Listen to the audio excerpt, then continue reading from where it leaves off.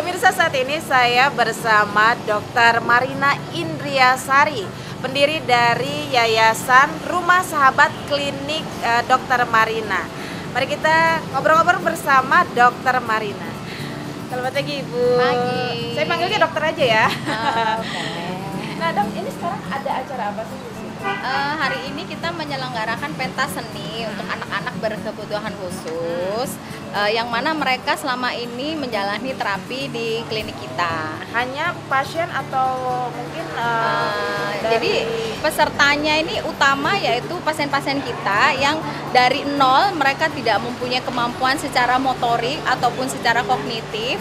Kemudian dalam perjalanannya itu mengalami hasil yang lebih bagus ya, lebih baik, sehingga kita menampilkan mereka pada saat ini. Kemudian kebetulan mereka itu yang sudah bersekolah di sekolah luar biasa yang berada dekat di klinik ini. Kemudian kita ajak mereka bersama teman-teman mereka supaya kalaupun ada yang perlu masih ditanganin secara medis, itu akan kita lakukan selanjutnya.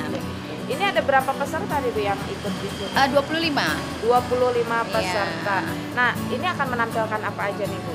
Jadi mereka tuh kan kebanyakan mempunyai keterampilan mewarnai atau menggambar. Jadi yang pertama kali kita tampilkan yaitu untuk mewarnai dan menggambar. Kemudian mereka yang sudah pandai berjalan ya secara motorik kasar itu kita tampilkan dengan melakukan ajang fashion show. Kemudian ada anak-anak yang sebelumnya mereka mengalami gangguan fokus dan konsentrasi sehingga terhambat komunikasinya, sehingga kita tampilkan secara fotogenik. Jadi kalaupun ya ada yang mengambil kamera gitu kan, mengambil sesuatu yang diinginkan dari mereka, mereka akan langsung dengan antusias melakukannya. Selain itu mereka menampilkan beberapa seni seperti menyanyi, gendang, dan menari. Dari 25 ini semuanya dari Cicurug atau ada dari kota lain? Kebetulan mereka itu berasal dari wilayah Kecamatan Cicurug dan sekitarnya. Jadi baru sekitar sini aja ya, Bu? Kalau boleh tahu, ini yang keberapa kali acara digelar? Ini perdana. Jadi harapan saya itu dengan adanya acara ini,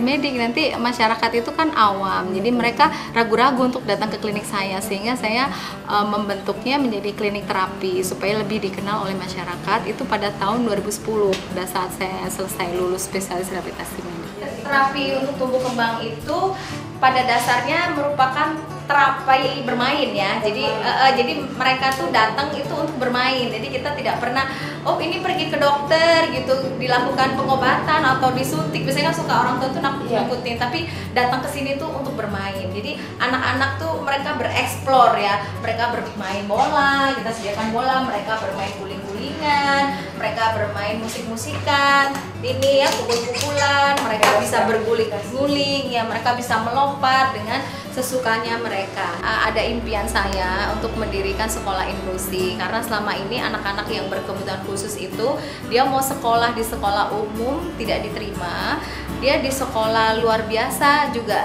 bukan tempatnya gitu. Jadi saya inginnya mereka itu tetap menjalani proses akademik, kalaupun misalnya nanti mereka bisa menjadi sarjana atau lulus master atau doktor, itu sesuatu hal yang bisa membanggakan terutama untuk orang tuanya dan untuk masyarakat sekitarnya.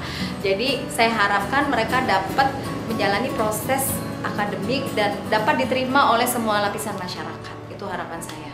Untuk tetangga sekitar mungkin lingkungan Jadi masih ada aja yang ya, jadi masyarakat sekitar itu kan masih memunculkan stigma buruk buat anak-anak yang berkebutuhan khusus.